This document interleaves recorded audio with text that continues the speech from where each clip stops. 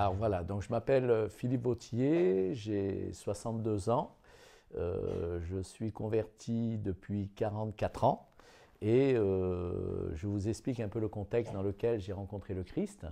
Donc j'ai été élevé dans une famille déstructurée. Un jour, mon frère, qui est pasteur aussi, de l'Évangile, était venu à Musillac, où je vis en Bretagne, et nous avait dit on est deux tisons arrachés du feu. C'est un peu le résumé, c'est ce que je pense que nous sommes, on l'est certainement chacun d'entre nous, mais pour nous c'est d'autant plus conscient de notre origine, de notre vie familiale étant enfant. Donc nous vivons actuellement juste en Bretagne, nous avons 3 enfants, 4 petits-enfants.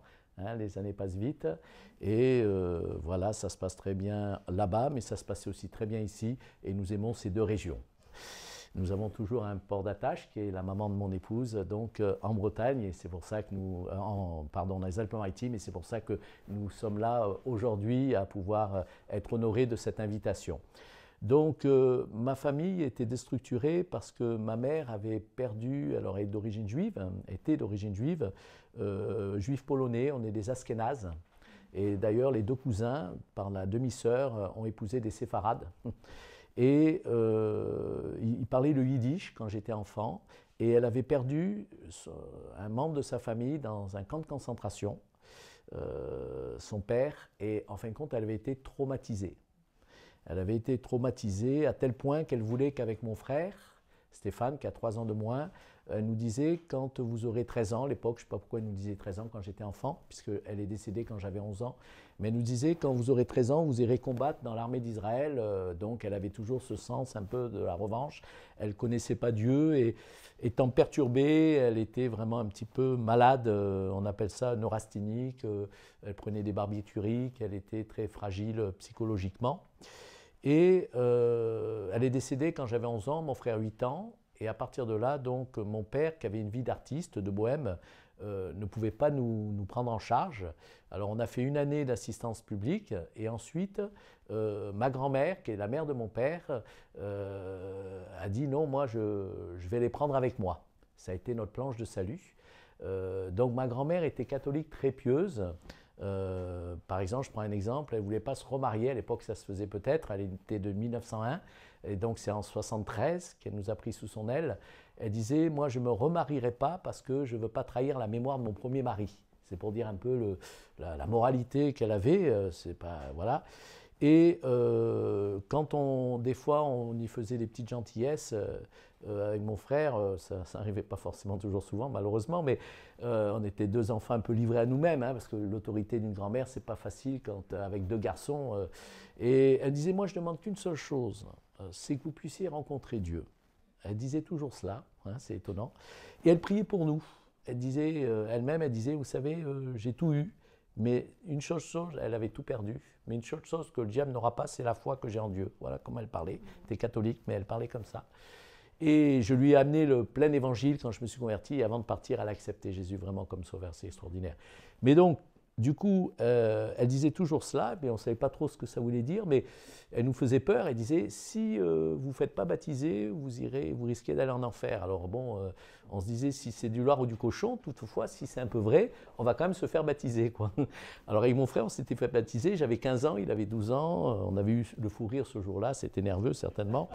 Et donc, on ne comprenait pas, mais c'était pour ne pas être perdu. Voilà, bon, ça ne nous empêchait pas d'avoir notre vie à côté, qui était une vie en ce qui me concerne un petit peu de patachon quand même. Et un jour, je faisais des choses qui n'étaient pas recommandables et dont je ne suis pas fier et dont je préfère taire, parce qu'on n'a pas besoin de rentrer dans les détails.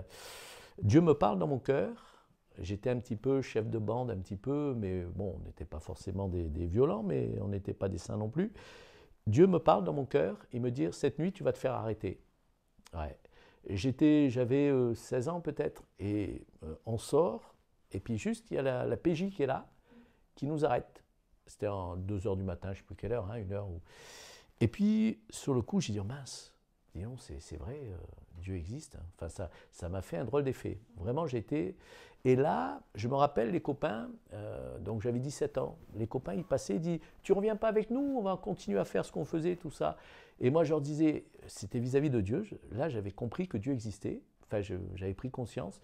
Et je lui dis non, rappelez-vous, on s'est fait arrêter, j'ai pas envie, parce que là, ça passait mieux. J'aurais eu honte si je dis, vous savez, si Dieu... Non, je ne pouvais pas. Donc, je n'étais pas converti, je n'avais pas rencontré le Christ, donc il n'y avait pas de certitude, mais Dieu m'avait parlé. Je dis non, vous avez de la police et tout, oh, quand même, non, mais quand même, il fallait que je trouve un alibi. Et puis, entre-temps, je fais mon armée, donc à 18 ans, 1 an de service militaire. Et là, il y avait une personne avec une guitare où c'était marqué « Jésus t'aime », tout ça, et j'ai dit « il n'a pas honte hein ». Et donc, j'étais à Tours faire mes classes. Et quand on est de Nice, aller à Tours, ça faisait quand même le grand écart, d'autant plus que c'était au mois de janvier, au mois de décembre, et qu'il faisait froid par rapport à Nice. Au mois de décembre à Tours, il y avait de la neige. Et puis, j'avais pas de piston, puisque c'est ma grand-mère qui nous élevait. Mon père ne dormait même pas à la maison. Hein, on était un peu livrés à nous-mêmes. Hein.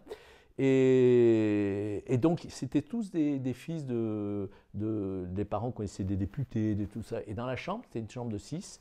Chacun disait, moi, je vais être muté vers chez moi parce que mon père, il connaît un député, un sénateur, bref. Et moi, je ne connaissais personne. Qu'est-ce que je connaisse? Et j'avais prié Dieu. Parce que par rapport aux différentes expériences que j'avais faites avant, je commençais à croire que Dieu existe. Et j'ai dit, Seigneur, je le voyais à l'époque, faites que je puisse aller sur Nice, enfin me rapprocher de Nice parce que je voulais revenir. Et puis, le capitaine, il arrive dans la chambre, il dit, Vautier, c'est comme ça qu'il disait à l'armée, vous allez sur Nice. Alors j'ai dit, excusez-moi mon capitaine, vous avez dû confondre, parce que Nice, c'est là où j'habite. Parce que j'étais dans une base aérienne et à Tours, la base aérienne est immense. Et moi, je croyais que les bases aériennes étaient toutes pareilles. J'ai dit non, excusez-moi, c'est mon adresse, vous savez, l'administration. Il me dit, Vautier, je vous dis que vous allez à Nice. Non, je vous assure, je suis né à Nice, j'aurais vu s'il y avait une base. Il dit, mais non, vous avez raison, vous allez à Brest. Le cœur. Il m'a dit, non, mais si vous voulez, vous allez à Carnolès, c'est à côté de Nice. Ah, vraiment, il y a une base. Ah bon, je n'ai jamais vu. Ouais, bah, bref, c'est vrai qu'il n'y a eu aucun avion qui est descendu à Carnolès, c'est plutôt des hélicoptères. Et donc, du coup, j'avais aucun piston humain. Tous les collègues de la chambre, tous, ils allaient plus loin. Oh, les boules et tout, ça n'a pas marché, mon piston. Et là, je veux dire, je remercie le Seigneur sans le connaître. Je remercie le Seigneur sans le connaître encore. Et puis, pendant les Permes, il y avait un stand biblique à la place de la Libération, à Nice, en 81.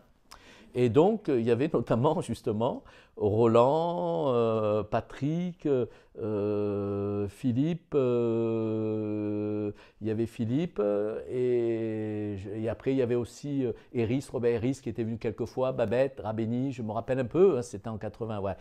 Et donc, Roland, Patrick, on a sympathisé rapidement, et puis, on me pose la question, on me dit, êtes-vous chrétien ? Et comme le stand biblique était juste devant mon immeuble, je ne pouvais pas les éviter, j'étais un peu timide. Et donc, mais là, je n'avais pas le choix. Alors j'ai dit, ben oui, je suis chrétien, bien sûr. Et je m'étais rappelé de mon baptême que j'avais fait quand j'avais 15 ans, parce qu'on m'avait offert une Bible, mon parrain, en disant, ma grand-mère disait, si tu ne te fais pas baptiser, tu risques d'aller en enfer. Et donc, je dis, oui, je suis chrétien. Et il me dit, vous avez une Bible? Ah oui, j'ai une Bible. Hein. Vous savez que la Bible dit que Jésus peut venir dans un cœur. Oula, je dis, oula, c'est une secte, ça. Comment il me parle? C'était pas le langage habituel que j'étais habitué dans ma religion.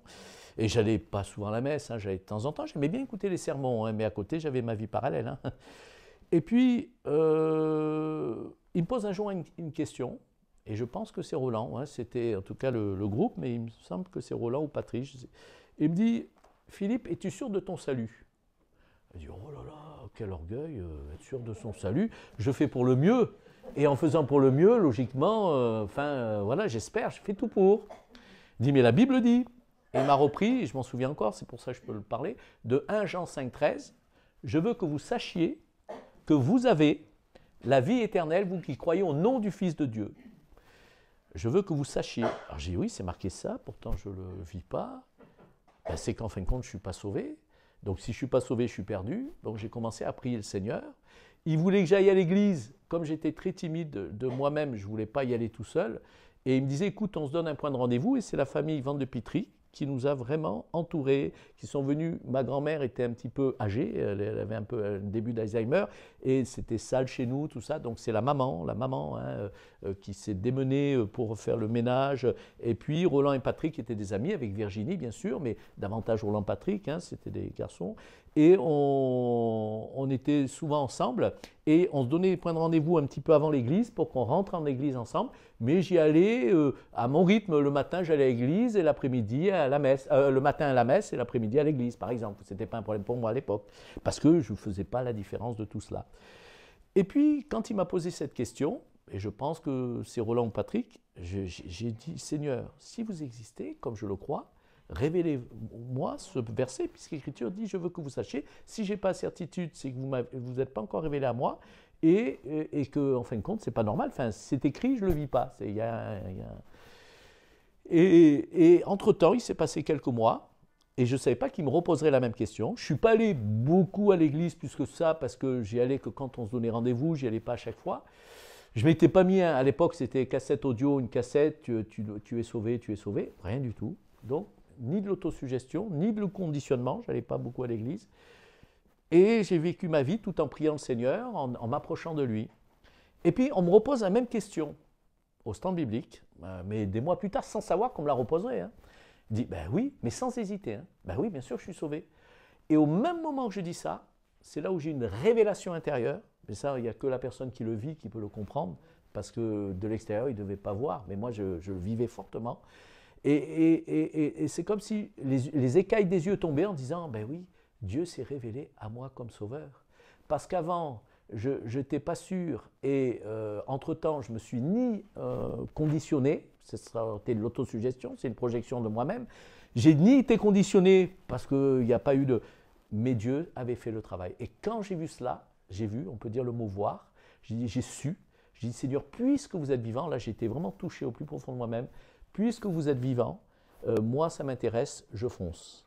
Et c'est comme ça qu'après j'ai décidé de m'engager dans la marche avec Dieu. Alors entre-temps, il y avait eu un autre jalon, c'était la maman de Raymond, d'un ami d'enfance, Claudine Garrido, qui avait prié aussi pour moi, parce que son fils m'avait amené dans une église à Cannes-sur-Mer, avant Cimier, avant l'église de Cimier à Nice. J'ai connu l'église de Cannes-sur-Mer, mais à cette époque, j'avais 17 ans, il priait en langue, c'était un soir, et moi j'ai dit, oh là, ils sont en transe, c'est quelque chose un peu de diabolique. Enfin, j'avais peur, hein, ma grand-mère, elle me disait qu'il fallait avoir peur du diable, il fallait faire attention. Et j'ai dit, oh là là, et donc à ce moment, je n'étais pas encore prêt. Et là, quand j'ai reçu Jésus, Roland et Patrick m'ont offert vraiment le livre, Ce que la Bible enseigne, de Thoré, et avec dédicacé d'ailleurs.